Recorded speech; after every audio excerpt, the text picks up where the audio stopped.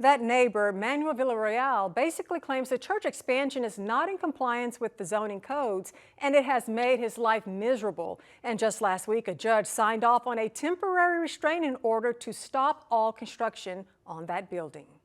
With her cell phone camera in hand, attorney Jolei Shipley documents the comings and goings of contractors she says are continuing to work at the Apostolic Tabernacle of Texas Fellowship Hall, located on the corner of Avenue C and South 20th in Nederland, despite a judge's orders.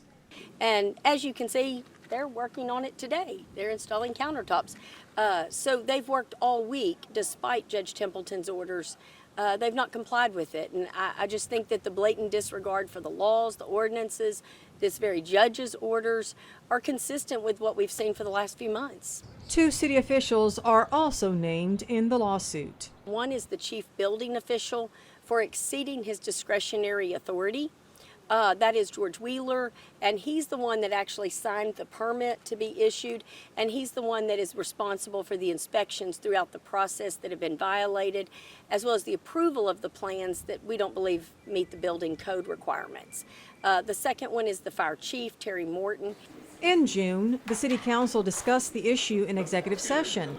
After hearing from the city's building official, the mayor and City Council decided the building was properly permitted and no action would be taken to stop construction.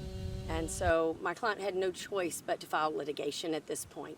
The accountable team obtained a copy of the lawsuit and the petition for the restraining order. The complainant, Manuel Villarreal, who lives in this home directly next door to the church fellowship hall, says in a supporting affidavit, since the construction, he has experienced flooding and standing water in his yard, water intrusion in his garage, noise and light pollution, diminished property value, stress, anxiety, loss of sleep, and loss of appetite. Mayor Jeff Darby's comment on the matter in June. After reviewing everything in executive session for about 1 hour, and going over all the information, listening to both the gentleman, the chief building inspector and the city attorney, it appears that everything was done in accordance with policy.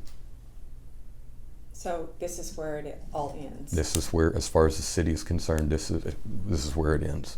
But Jolei Shipley says the fight for her client is just beginning, and she will use all legal means to get results.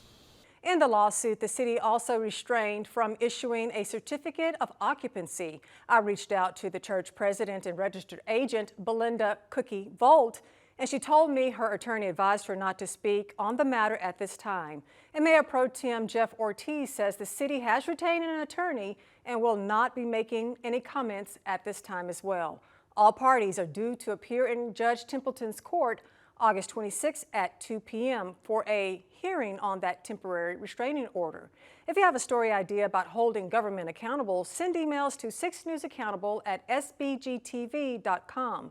For now, I'm Erica Harris on your side. Back to you.